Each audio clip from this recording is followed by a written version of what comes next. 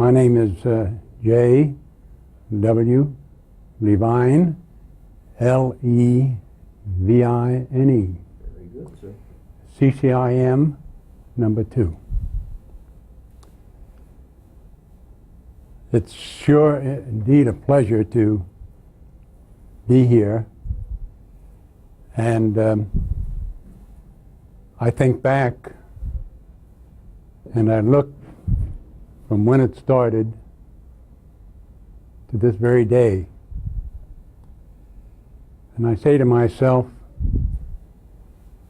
Levine, you old goat, you see all the product, the things that are a result of the effort that you, myself, Victor, and of all of our teammates, our council members in the past have accomplished. It goes back to the days of early, I should say late 1960, when there was an idea formed. And we talked about exchanges, real estate exchanges, tax-deferred exchanges. And we had a group of people in California that were quite concerned about bringing about exchanges and promoting business. And so we used to meet regularly. We found that there was some lack of communication, lack of procedures in putting transactions together. So we said, well, why don't we get together and start some training? And the leader of this was a chap named Jim McMichael, who was a dear friend of mine. And so we talked about it, and before you know it, we had courses running at UCLA, and we used to be part of their real estate certificate program. And it was surprising to us that practitioners from all over the Los Angeles basin used to come to the university to take these extension courses. And of course, these extension courses lasted a semester, over an 8-week period, and they were just eager for information. Being in the real estate business, and Jim being in the real estate business, we said, well, I think we owe a debt to the Real Estate Society that we do more for the realtor organization. So we started a committee, and I think our first meeting, the formation of a real estate exchange group, was in Mike Lyman's restaurant in Los Angeles. And we said, well, we ought to call ourselves something. So we said, we'll be Certified Property Exchangers, CPE. Then, of course, we, being part of Organized Real Estate, California Association of Realtors, we established what we called the Exchange Division. And we had quite a good reception to that. And within the California Association, Jim McMichael, and myself, Fred Becker, a few other fellows, we started to put together 5-day training courses to teach people how to do real estate exchanges. And it was amazing the reception we received. And we used to put these 5-day courses on all over the state of California. And it was gratifying to see the results of these courses, because the people who took the courses went out and put things together. And people accomplishing something from these courses wanted to participate in the presentation of courses. And so it grew, and it grew, and it grew. And then eventually I started to get involved with the National Association, going back to Chicago for meetings. And I would meet people from all over the country. And I happened to meet some executive officers from Washington and Hawaii. And they invited they invited Jim McMichael and myself to come up to the state of Washington and make a presentation. So we did. And actually this was the start of our education outside of the state of California with regard to real estate exchanges, tax-free exchange. And it was my pleasure one day to have in my course Vic Lyon. What a tiger. And he was there so enthusiastic about what we were doing, he was helping us write the course as we went along, even though he was a student. He was just great.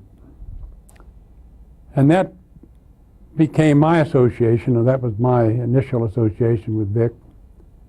And then he had so much enthusiasm that Jim McMichael and I said, well, we ought to have another instructor in our cadre.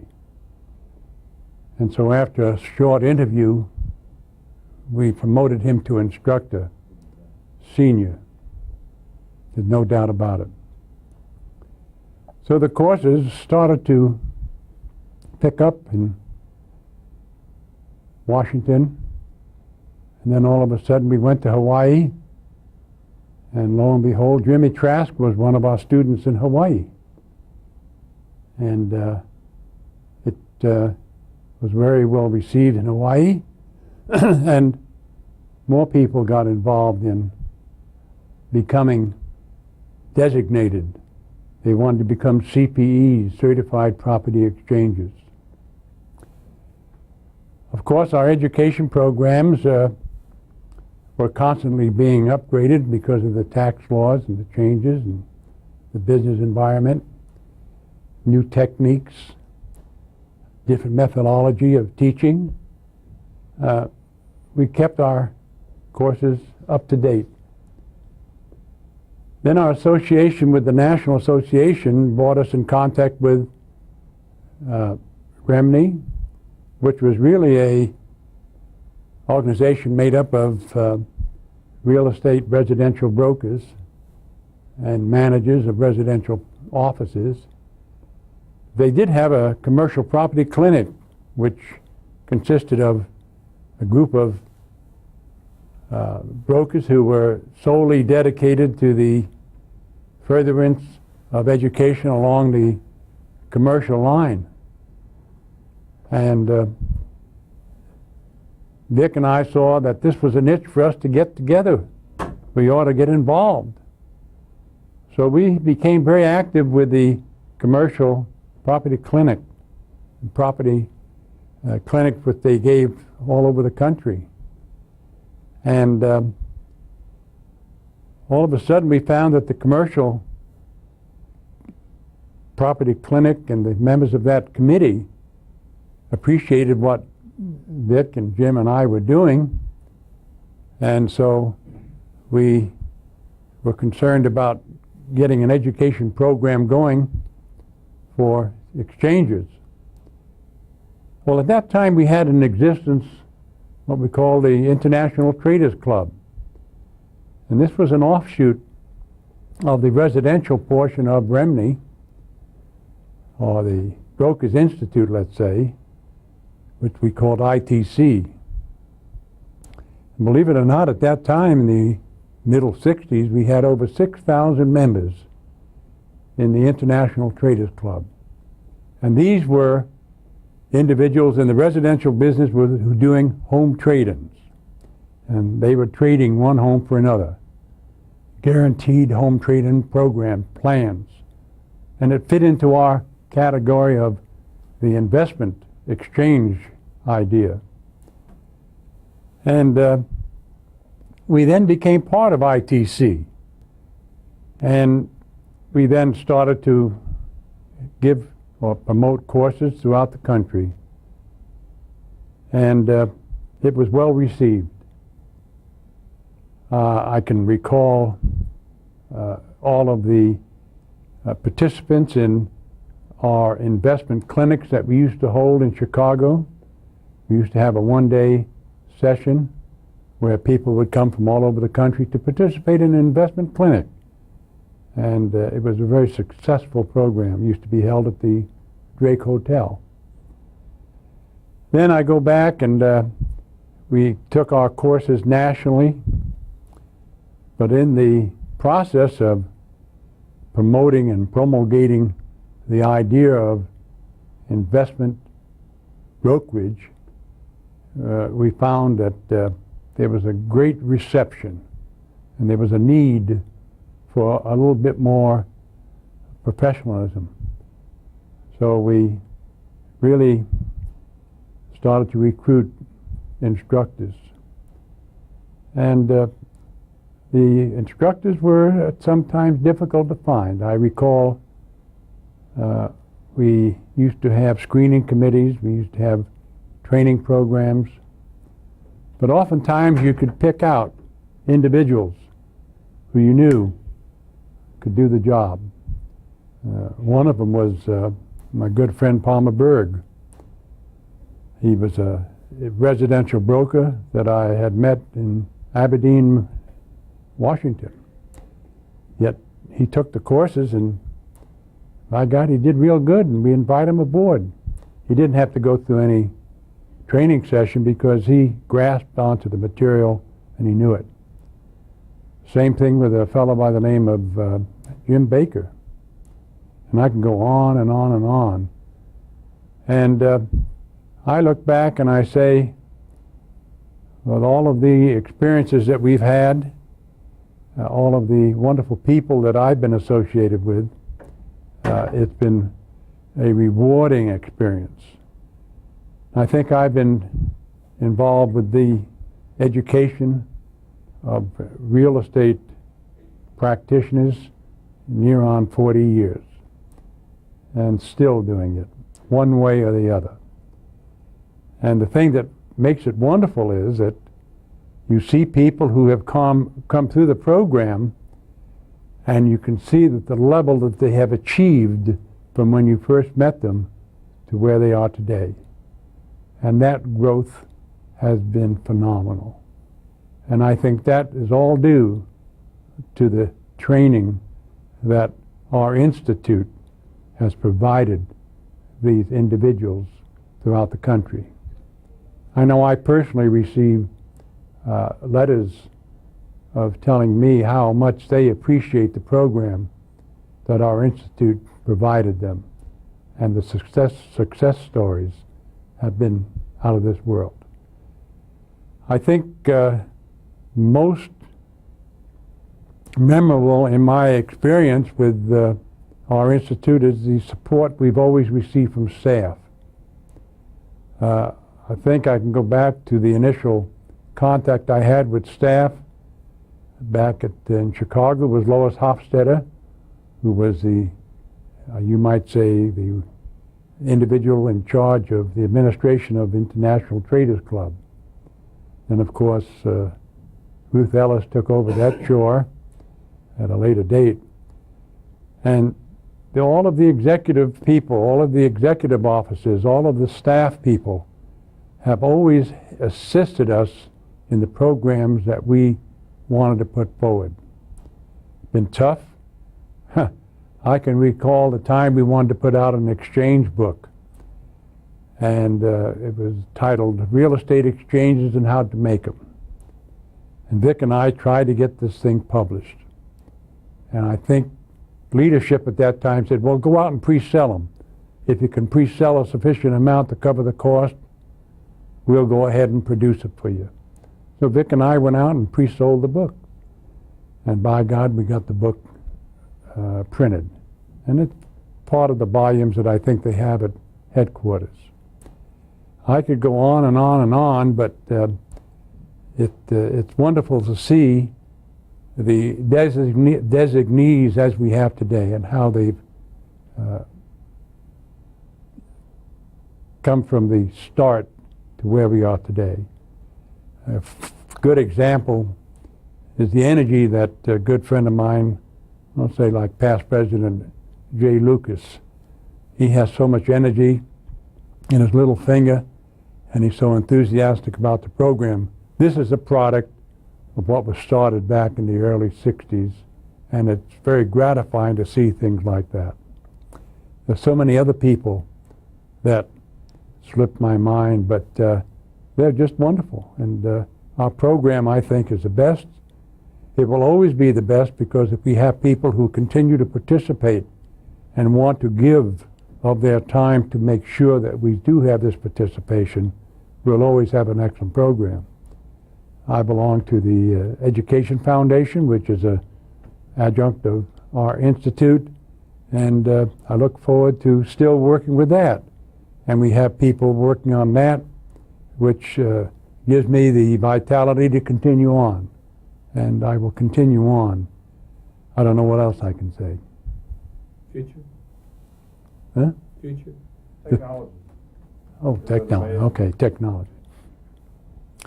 The one thing I know I have learned about technology, and I can go back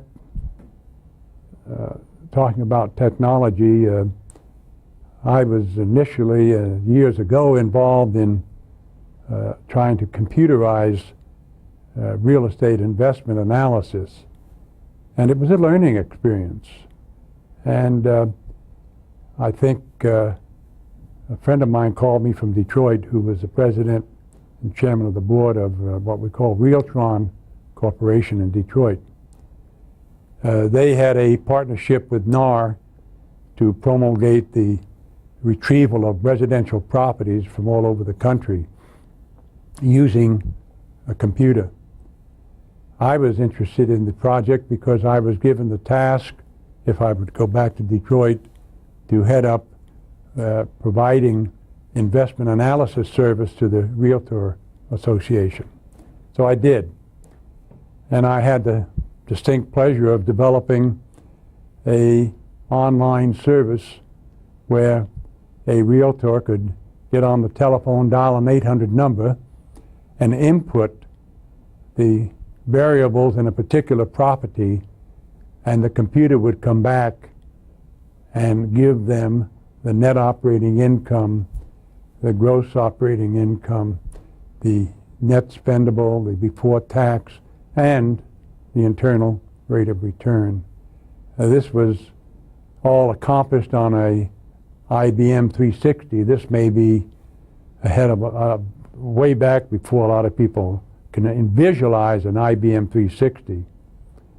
And speaking of that, we learned by our mistakes answer. So he suggested a different way of determining the value of those investments, which showed the accumulation of wealth after the holding period. The funny thing happened at that meeting. I said, what do we call this? And the professor who was assisting Dr. Messner was named Chap Findling. So I said, well, why don't we call it Findling-Messner rate of return? Well, of course, they wouldn't have that. So they suggested that we call it financial management rate of return.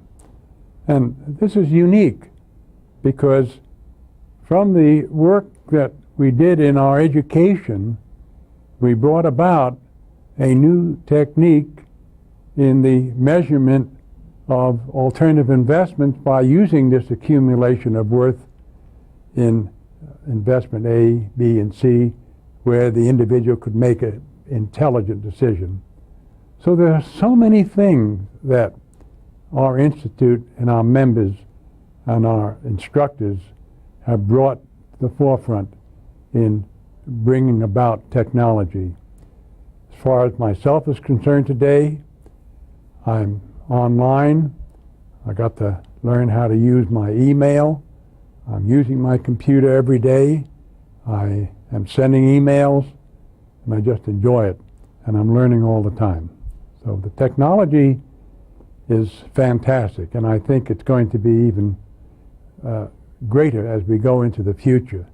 And I can think back when we used to do all of our calculations by longhand, using the Elwood tables, and we had to find out what the values of these discounted cash flows were by using the Elwood table.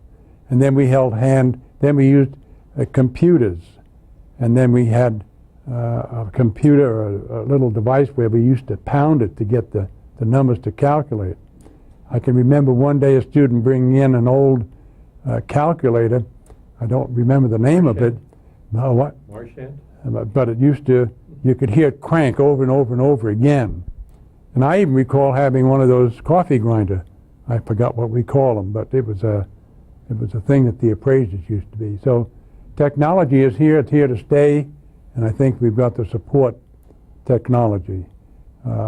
It's just wonderful. It makes life easy in doing a service for the client, helping him or she to make a decision.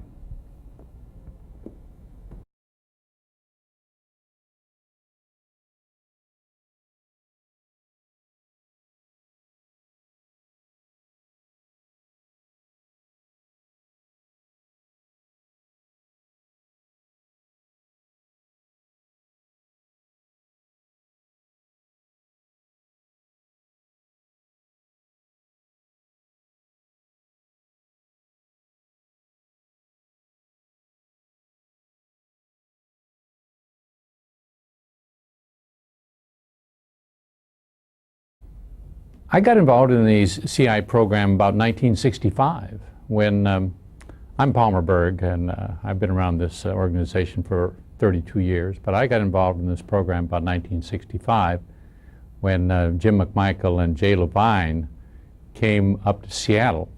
Two California boys came up to Seattle and put on a beginning exchange course, a week-long beginning exchange course.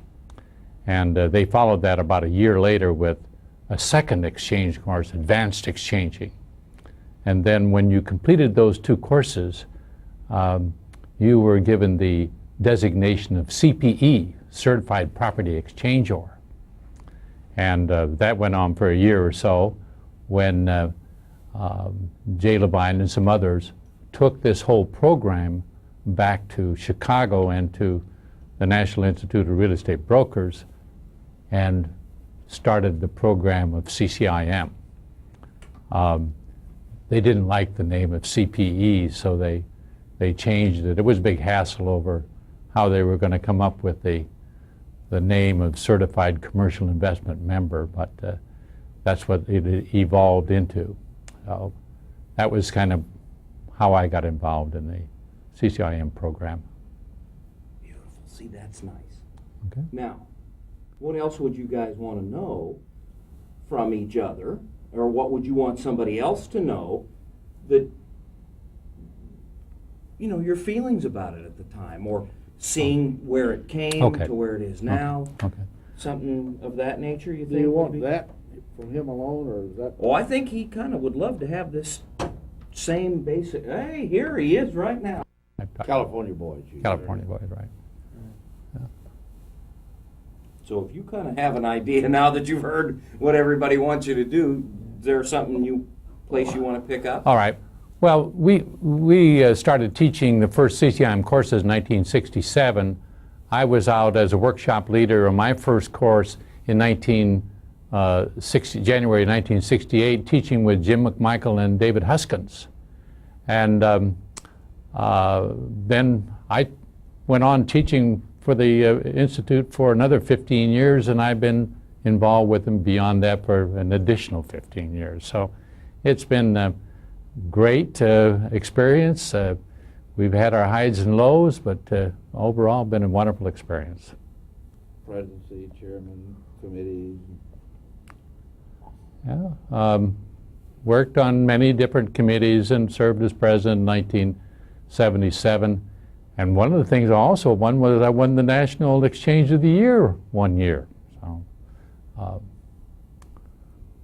Pioneered the computers and. yeah, I was responsible for bringing in the calculator into the courses. We did about that in about 1977, and I was president in 1977, and I have a great story to go with that. If you want me to tell that story? Sure. Well, you know, I had borrowed about 80 or 85 calculators from Hewlett-Packard. You know, I think they were HP 22s at that time that we borrowed from Hewlett-Packard. And I was putting those out to the courses for trial, see how they worked, you know, because we used to do it with the handheld, with a 4-function calculator and going all that rigmarole. But I sent these calculators to Chicago, where Jay Levine was teaching a 101. And I was back there for a few days as president and kind of observing this situation. And I thought, well, gee, I'm teaching a 104 next week in Houston. It would be great if I had those calculators shipped down to Houston. And I'm back in Seattle by that time. So I call up Ruth Ellis, and I say, hey, Ruth, here's the flight to Houston. Put those calculators on this flight, and I'll pick them up on Sunday at the airport, and we'll use them in 104 next week. I won't do it, she said. I won't do it, you know. I said, what do you mean you won't do it? I'm president of this organization. And she says, I just won't do it. And so I thought, well, okay, I'll call my buddy Jay Levine, you know. So I called Levine, and he said, no, I won't do it. No way, you know. I just not going to do it. So I said, well, my old buddy Jim McCory was workshop leader, so I called McCory, and he put him on the airplane, and I picked him up in Houston, and they worked well. But the result of that whole thing was that we did get the calculators approved in November of that year, and requirement that they had to use the calculator in the courses starting in January 1968. The Hewlett-Packard one. You remember Howard Beddick was promoting the Texas Instruments calculator. But I was also responsible for bringing software into the courses back in about, I don't know, 84, 85, I guess we did that. So, been heavily involved for many years. You know who was with you in Houston, don't you?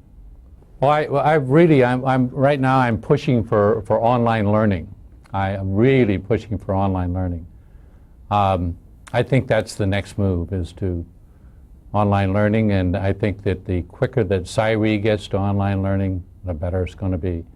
And I have 2 areas of online learning that I think that we should get with immediately. Number one, I think that we should come to continuing education, and not just continuing education, but mandatory continuing education. There's going to be a hassle over that, but that's just something that's got to be done. There's too many people out there who got their designation 20 years ago and have never cracked a book since. But still they have that same prestigious designation. And the other area where I think that we ought to get into online learning is the individual real estate investor, who today is spending big sums for the nothing down seminars out there that he gets nothing for, really, just a bunch of baloney. And we have the opportunity not to give him, he's not going to go to the courses and take the full-blown courses that we teach, but at least give him a smattering so that he has he can understand the terminology we use, and we understand a little bit about the concepts and techniques that we teach. I just think it's a great place for it. And typically that individual real estate investor today has a computer and a modem, and so he can get online. I just think it's a great place for the future of CCIM to go to online learning. Okay? One of the other folks that are out here with us anymore. The person that I really, it's a shame that is missing all these things that's going on is our old dear friend Vic Lyon, who was such a leader, such a great mind, and such a great leader in this organization for so many years. And of course, he passed away, what is it now, 7 or 8 years ago? Almost 8 years ago, come December. And boy, it would be great to have him here to see how this institute has grown since he passed on. And of course, we're involving today Don Epley, who occupies the chair that honors Victor at Washington State University. So, in his memory.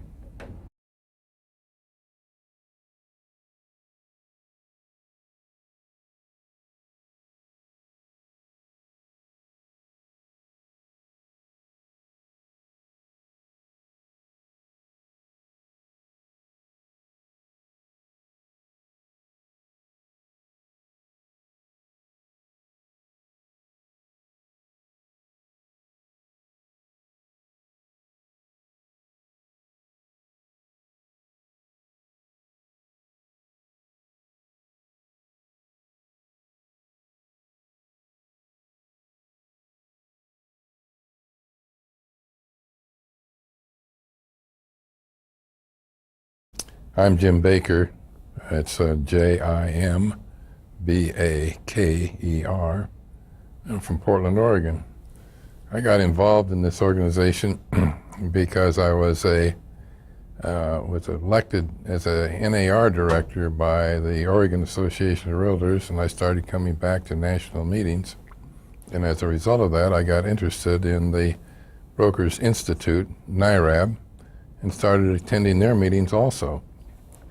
Then I found out that NIRAB was searching for instructors, and so I applied.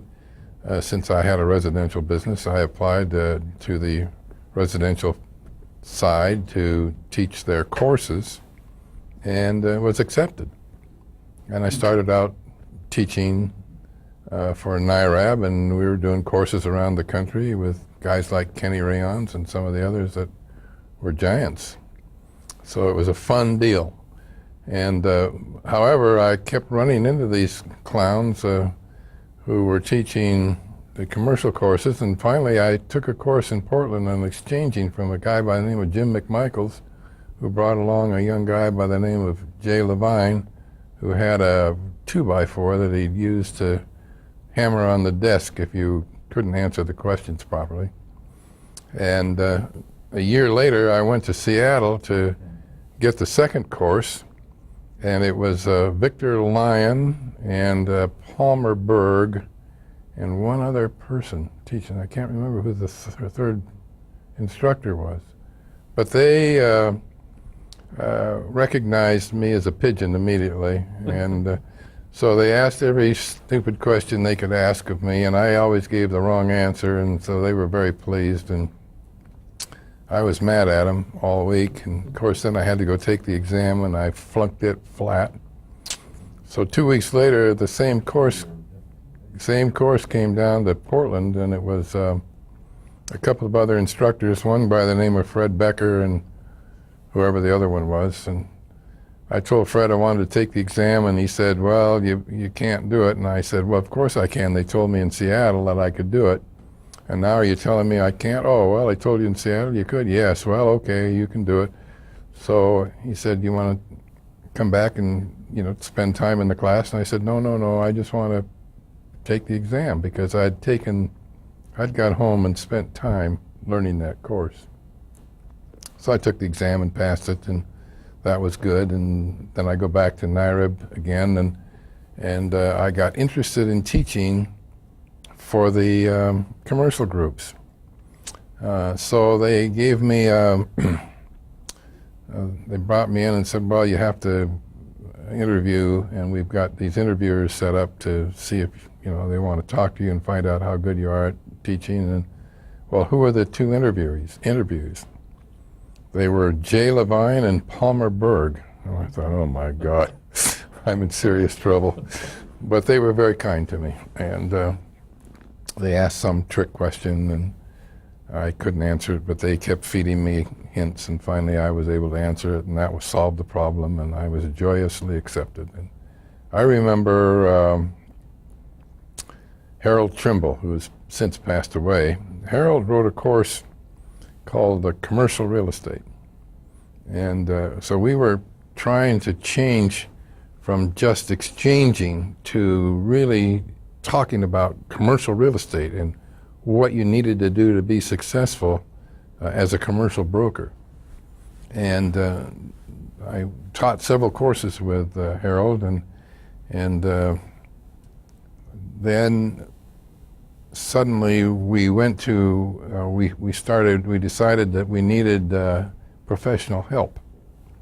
And we hired a guy by the name of Messner out of the University of Connecticut and brought him into a meeting where we were trying to rewrite courses. And Messner listened to this for 2 or 3 days, and then suddenly he said, well, why don't you do this? And Victor Lyons says that's magic, and the course, the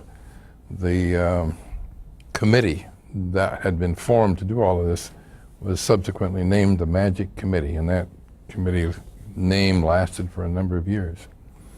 But that's how the internal rate of return was developed. And Palmer Berg, mentions dealing with Hewlett-Packard. We think Hewlett-Packard's a great company. They brought out a little handheld calculator called the 38E, the 38E. And they had some bugs in it when it first started. And I was teaching a 101 down in Las Vegas, and there were people who were having bugs in their calculator. So I called Hewlett-Packard. I said, we got a real problem with these things. Here we are. We got all these people to buy this damn machine, and they're having trouble with it. So they said, we'll come down. So that afternoon, they flew to Las Vegas with enough new calculators for everybody in the class, and they had a tech sit in the back of the room, and anybody who had a problem with their calculator could go back, and if the tech decided, yes, it was true, you had a problem, he'd give them a new one. And if it wasn't a problem, the tech showed him what they were doing wrong and corrected it for him. It was a great experience. And Hewlett-Packard was as Palmer told you earlier, it was a great company to work with. Now, Ruthie was the glue that held the whole thing together, because she sat in Chicago and she sent people out, and she would send out people to deal. She knew who could work together in courses and who couldn't work together. Palmer and I ended up teaching an awful lot of courses together, and one time he would be a senior and the next time I would be a senior, and we were always able to make the thing work and do well. Jay Levine, I taught with Jay Levine and Bill Patterson, I think it was, down in Atlanta, Georgia, in an old 104, which was the case study course, before it was rewritten 14 times. And we had a 100% pass ratio. It's the only course that I ever taught. There were 100 people, 100% of the people passed the course. So we held a record for a long time. Presidency, Jimmy, when you were president. The presidency. Well, I was elected president of SIRE in 1979. Actually, I was the chairman of the commercial part of REMNI, which was the Realtors National Marketing Institute. NIREB changed its name to REMNI, and REMNI had the 3 councils, and I was chairman of the council, the commercial council, and then a vice president of RNMI. I subsequently became president of RNMI, and I think Ralph Farnham and I think were the only 2 people who were ever held both positions at one time or another. Fortunately, shortly after that, we were able to separate ourselves completely from RNMI, and we could go our own way. And we've always considered the people prior to 1985 who were really vice presidents of Remney and chairman of the council, we now treat them as past presidents of the council. So, of course, if this word gets out, there might be some people who are now president of the council who get all excited, but Victor? that's the way it worked. Victor Lyon was a work of art. You know, when they built Victor Lyon, they broke the mold. Victor came to me one time and he said, I was in Maui, and he said to me, there's this piece of dirt across the road there. It's owned by some Canadians. He says, I think we can buy it and we can build a shopping center. And I said, well, yeah, well, that sounds nice. And so he explained to me what he had done with the Canadians and how much money they had or would need. And he said, why don't you go home and raise the money and I'll do the work over here and we'll build us a shopping center, syndicate it.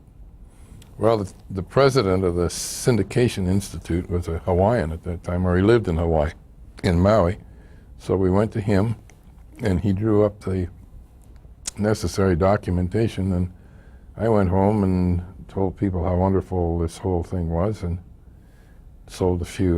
actually sold all the memberships that were necessary to build the project. Victor was over there because he was living there at the time, and so he supervised the whole thing from ground up, and by golly, we put the deal together and got it financed and got it filled up. And one day he called me and he says, there's a broker in my office and he wants to buy he's got a client who wants to buy that center. I said, well, you know, what kind of a price you talking about? And he told me the price and I said, sell it. So that's what we did, we sold it. And but working with Victor was like working with your brother or your father. You know, you could trust everything he said. And he was most conscientious, and he loved the Institute and the people who dealt with him, and he and Jay did more to make this organization fly than anybody. I mean, all the old guys, we all did a lot of work and we did a lot of play, and we contributed to the organization, all of us, but in equal parts. Those two people were head and shoulders above the rest of us. Future of the Institute? Well, it's going its merry way. You know, I see changes that take place every meeting. I see we're moving way past where we were, which was originally to teach commercial real estate to residential real estate salespeople. And now, of course, the future, I think, is brighter than it ever was. I think the Institute will continue to grow because we're searching for new markets all the time, and we're meeting the needs of the people who are in the industry.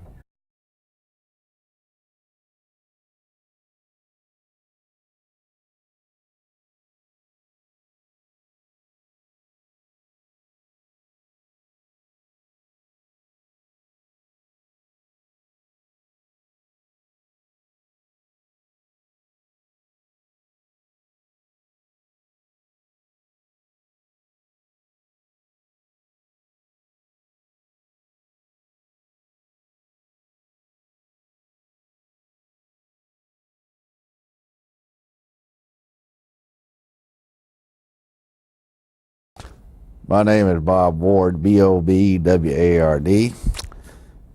Thinking back on how I got involved in the organization, it was a very logical sequence of events. I was a farmer, and about 1966, I thought it was time for a career change. And living in Florida, anytime you think about a career change, you get a real estate license. That's the first thing you do. So I did that, and I started selling houses. And one day across my desk came a brochure about all this good stuff about commercial put out by the National Institute of Real Estate Brokers, so I signed up. I went to a class in 1967 that Jim McMichael and Randy Kraft from Mississippi taught. This course was called IPIT 1, Investment Property Exchange Taxation. So I got terribly excited about that, and I asked if there was an IPIT 2, and oh, by the way, there was an IPIT 2. So I signed up for IPIT 2 in Reno, Nevada. Now, I went to this course in Reno, Nevada, and there were 2 instructors, actually 3. One was a tall gentleman from Los Angeles that had the black horn-rimmed glasses on, the suit, all of this, and his name was Jay Levine. Used to say his office was on the corner of Sunset and Levine. And he had a black box with him that week, and he also had a teletype with him that week. And you could talk to this box, and it'd talk to you, and then the teletype would print it all out. The other instructor was a man named Fred Becker, also from California. Jay was not what I would call the profile of a typical instructor. He had some peculiarities that only he had, and one of those was he liked social activities as well. So he chartered a bus, and we all went over to Virginia City for dinner at Mrs. Palmer's Gourmet House and drinks. Well, in those days I didn't drink. I've been through several of those, but in those days I didn't drink, so we were on the bus, and you look down, and nothing but air between you and about 5,000 feet down on both sides of the road. So we had to stop for a drink at a place called the Bloody Bucket on the way home, and I see our driver, who'd been at the Bloody Bucket the whole time we were at dinner. So I became a real fan of this fella Jay Levine out of Sunset and Levine, and he was doing some little training courses around the country with his Realtron black box and his teletype. He asked me if I wanted to help him a little, and an opportunity to sit at the feet of the master, I said, by all means. And I guess it was a year or so later, he said, would you like to go fishing off of the west coast of Washington? I said, I think I would. When is this? He told me the date. He said, but now, by the way, you have to come to Chicago, and you have to audition for this faculty, and then if you pass the audition, you stay over for a training session. And I said, just to go fishing? He said, yeah, that's the requirement to go fishing. So I went to Chicago and got by the audition, and my friend Palmer Berg was one of the people who auditioned me. Phil Troiano, and I think Randy Kraft again. So I went fishing, and that's how I got on the faculty of this institute, and got real excited. And I came in at a very, very good time, which was about 72 or 73. We were at just the beginning of a huge evolution in the material we were teaching, and because in IPIT 1 and IPIT 2 we used the equity rate of return, which was like a 40-50% number, which made it a lot easier to sell than an IRR of 8 or 9. But same property, same cash flows, but just a little different measuring tool. So I got involved not only in teaching, but in the course development. And that was extremely exciting. New material, all of the new stuff that we were trying to put in. The interesting thing too was some of the polarizations that have occurred in the organization over the years. One polarization in the early days was between the investment people and the commercial people. And I was sort of on the investment side, as most of the people were, and we treated the people like the Harold Trimbles, kind of like stepchildren, until they really, they had to beat on us pretty hard for us to appreciate what they were really doing. So there was that polarization. Then as time went along, most of what we taught was in the technical skills area.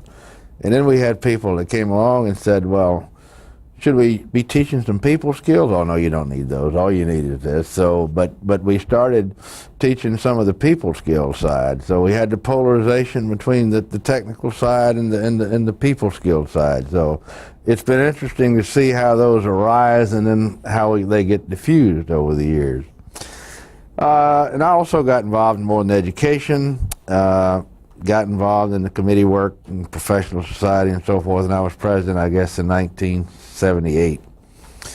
And what's interesting is a lot of things change, but a lot of things don't change. And the process of course development and the process of training instructors and those things sort of stay the same. I got pretty heavily involved in training instructors, also training, auditioning, training new instructors. So it's been a lot of fun, and you know, I think we all say that the biggest change that ever occurred in our life was when we first got really heavily involved in this institute, and it's still changing our lives. I think even when we're approaching the springtime of senility, as most of us are, it's still changing.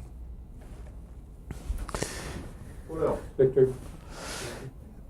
Yeah, well, part of the fishing trip that I was referring to earlier, Victor was the chairman of the fishing trip, and that was my first experience with Victor. And Victor only had two speeds, and that was stop and wide open. I mean, there was nowhere in between. Victor, I've said so many times, had probably the greatest real estate mind I've ever encountered. And the thing that was so amazing about Victor up until the time he passed away, he was a perpetual student. He was always looking to learn new ways, and he was just as eager. You put him into a class, training class or whatever, after he'd been teaching 30 years, and he always goes to the front row and sits on the edge of that seat. He was a perpetual student, always eager to learn. And you know, the contributions that we all talk about. And really one of the things that I didn't say that was a real experience was we got involved in writing some textbooks. And one of the books was Victor and I and Messner, who was our consultant. And the last edition, I think, was Friedenberg. But working with Victor and writing that book was a real experience, Future. Teaching? Future. Oh, future of the Institute. Obviously, technology is a major part of that, and Palmer referred to online learning out there in most industries, and you know, why not in real estate. The internet, the web page, and the access, just the information explosion that's out there, accessible information explosion, and we haven't scratched the surface yet. You know, I think I've heard the numbers like 70, 80% or 90% of our people who are coming in now have an email address. You know, 5 years ago, did we ever heard the term email? So just the information exchange explosion. And it's got to filter into the educational process as well, yeah. Any difference in, how would I say this, difference between, you mentioned Vic's excitement about learning. Do you see a difference in adult education, say 15 or 20 years ago, Bob, to what it is today as far as how the students crave for the knowledge? Is there a difference, and is that driven by markets or No, I think really the quest for education and training and learning is just as prevalent today as it ever was. Where we face a challenge is the Institute, is making sure that the material that we have is timely and applicable, so that people are eager for that. If we get to the point that our product is not really applicable and timely and state of the art, we're not going to see that eagerness for that product. And that's a challenge that's been with us since we first started, and will be a challenge for as long as we exist. And it's a real challenge. Today, things move so much faster. The challenge is even greater than it was years ago. Yeah. Is it different from people who are in the Institute now, or people who, when you were first there? People in the business. Sure. People in the business.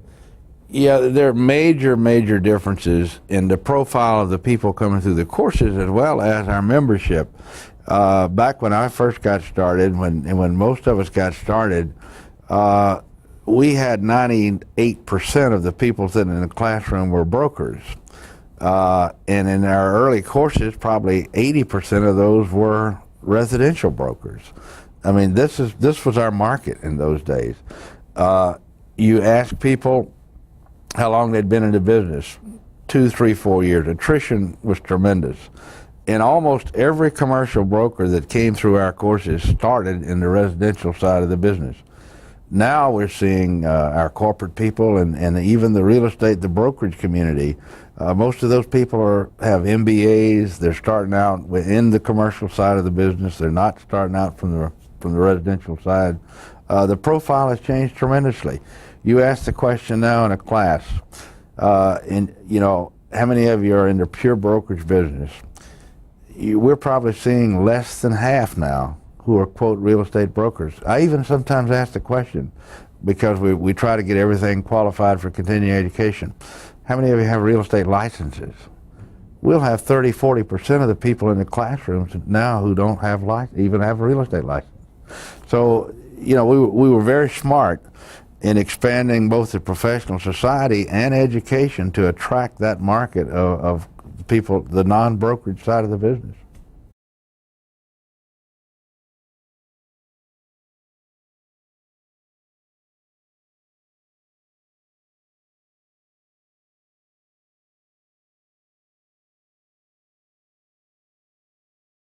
My name is Ruth Ellis, R-U-T-H-E-L-L-I-S. Now,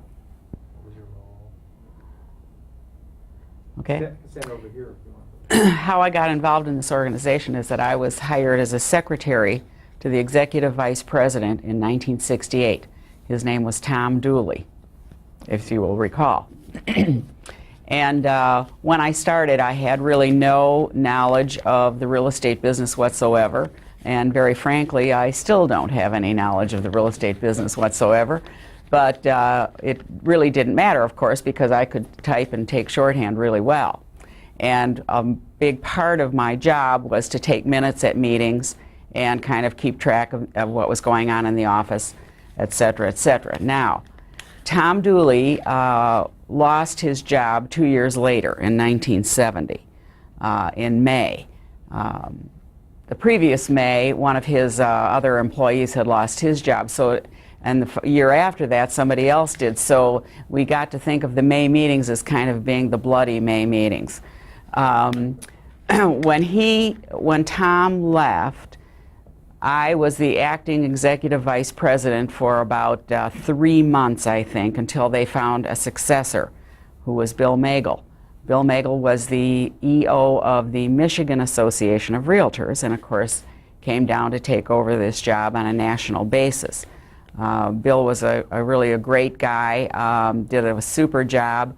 However, he really didn't stay in that role very long because he had higher aspirations. He really wanted to be the executive officer of the National Association of Realtors.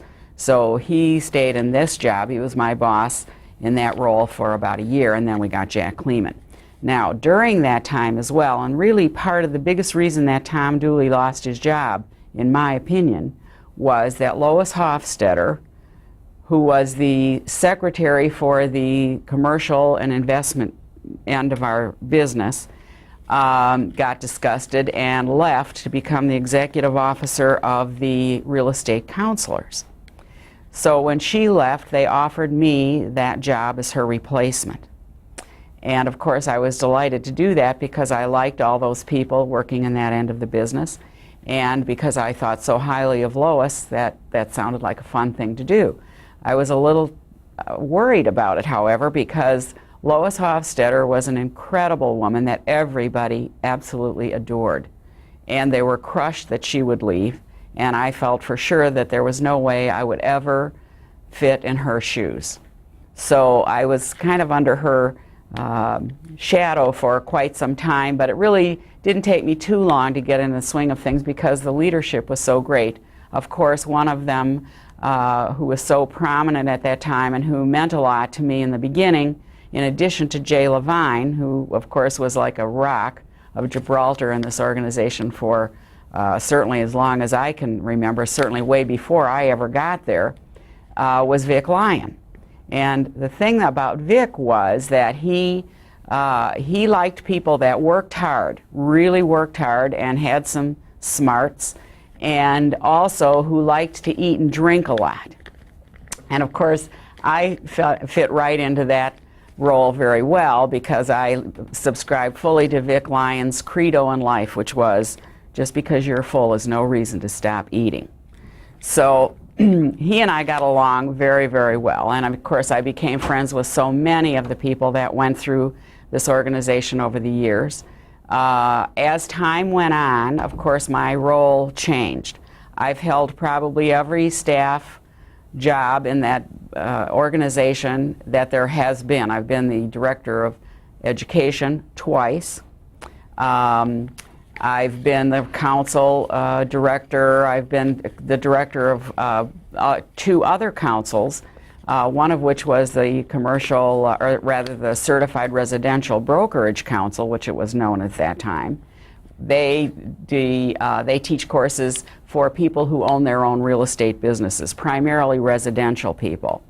I took that job over in addition to the CCIM education program that I was doing in 1974 when the gal that was running it got married and left to move to Minneapolis.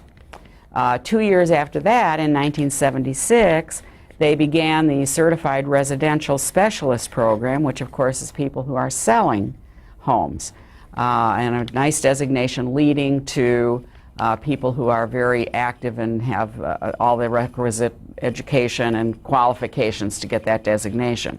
So at one time, from about 1974, then 1976 up until 1981, I was running all 3 programs, which was a huge job because, of course, combined there were 150 instructors for whom I was kind of responsible.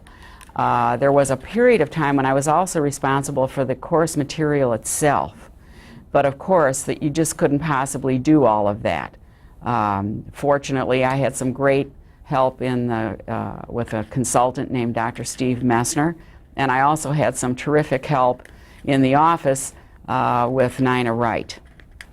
So I was able to kind of keep all those balls up in the air at the same time.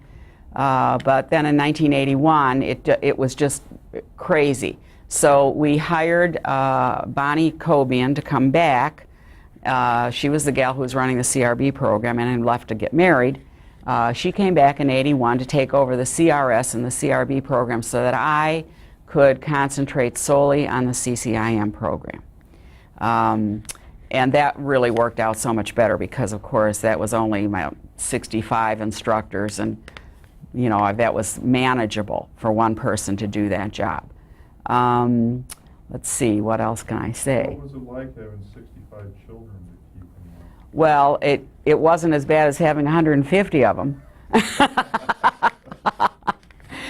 But it's great. I mean, one of the nicest things about my job that I always tell people was having the ability to tell 65 or 150 men where to go and when and with whom, and have fun doing that. I mean, the greatest thing about this job is how much fun we've always had, even though we worked incredibly hard. But I would never do it any differently. I'm not the least bit sorry that I remained with the CCIM program. I think that was the right choice for me, even though I had the choice. I could have just stayed with the other 2 groups, or as it then turned out to be, any one of the 3. But I think for me, I made the right choice. My heart was always with the commercial people, and it still is. And they are my second family. Why don't you talk about the book, which is really a pictorial history of the education side? Over the years of my 30 years here, of course, I happened to be a collector of pictures. And every time we would go to a meeting of any kind, there was always an opportunity to have pictures taken, because for any of the social events that went on, and of course there were many of them, we always hired a photographer to come and take pictures. Plus, the people involved would take pictures. They always had their cameras along, and Jay took some great pictures, and other people did as well. So every time I'd come home from a meeting, I'd take these pictures and put them in a box. Well, when it became clear that it was time for me to retire last winter, I thought it would be a fun idea to take a sampling of those pictures over 30 years and put them into a book so they'd all be in one place, kind of like a family picture album. And so I spent about 2 weeks going through those pictures. And then even after the first 2 weeks, thinking I had weeded them out, I realized maybe that I had forgotten somebody, or I didn't particularly like the picture I'd chosen, so I would go through them again and again. And finally did weed down to a number of pictures that we felt we could handle in the scope of one book. I tried very hard to get as many people into that book as I possibly could who went through the organization over the last 30 years. But of course I missed some people. I just either didn't have pictures of them, or they were so far away you couldn't tell who they were anyway. But I tried to kind of tell a little story about how it all evolved as well. So the picture book, as you know, came out in August during my retirement party, and I think it was a big hit. I had such a great time doing it, and I think everybody enjoyed having a copy. And it is kind of a little history, not only of my career, but of a lot of people's career, pictorially. And then I did include some text that kind of gave a little dates of how things progressed through those 30 years. You talked about Vic Lyons. Is there anybody else that stands out in your memory as being really memorable or very influential for you? Well, of course, in this organization, Jay Levine is thought of really as one of the fathers of this organization. So he was very prominent throughout my entire time here. In the beginning, of course, there were so many. I mean, Howard Benedict and Jack Lee and, you know, some of those old time, Fred Becker, that I remember so fondly. And on the residential side, there were, you know, the Ira Gribben, who was very memorable, and Joe Clark, and some of those others who are still around and still active. And I think that's one of the things about this organization that's so much fun, is that people have stayed involved. And that's why we became such good friends, because we saw a lot of each other. It wasn't an organization where people came and went and you never saw them again. Going back to when we transitioned from part of RENME, and even maybe before, but were there interesting challenges for you and the staff, or funny instances going to when we had our own institute status, or transitions along the way?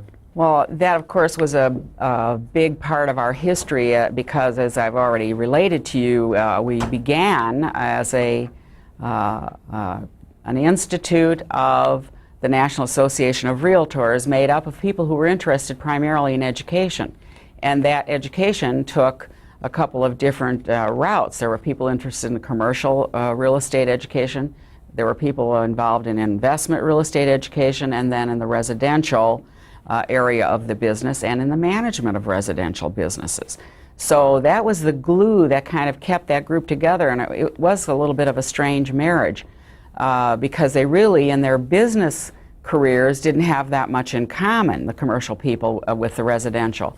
And that really started to come to a head when Larry Franzine became powerful, and his point always was that if he was going to give his volunteer time to come to meetings to further the industry, he would rather spend that time talking about commercial investment business as opposed to sitting around hours at a time listening to the issues involving residential or management in real estate. He just wasn't interested in that and didn't feel that he wanted to spend his time doing that. So he was really one of the catalysts of people who started the idea of becoming a separate organization.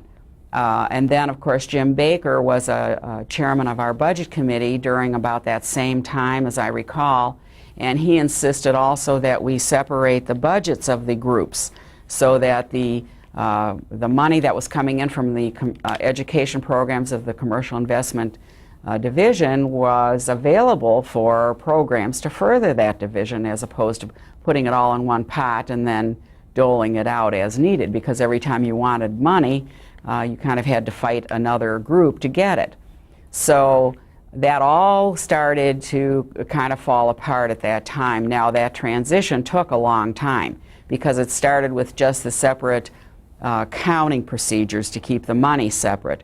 And then as time went on, of course, there was a bigger and bigger push to become actually a separate institute of our own. Ralph Varnum and Ron Miles and people like that were in the forefront of that procedure and finally accomplished it in 1985. So yes, there were a lot of challenges on the part of the staff because we were torn between, you know, having all our buddies that we worked with on a daily basis and to having sort of like fissures in the groups because we would hear one side and then they'd hear another side, and you know, it was always a little bit of a strain, but you know, we made it through, and I think it ultimately worked out for the betterment of all three groups. Okay? Super.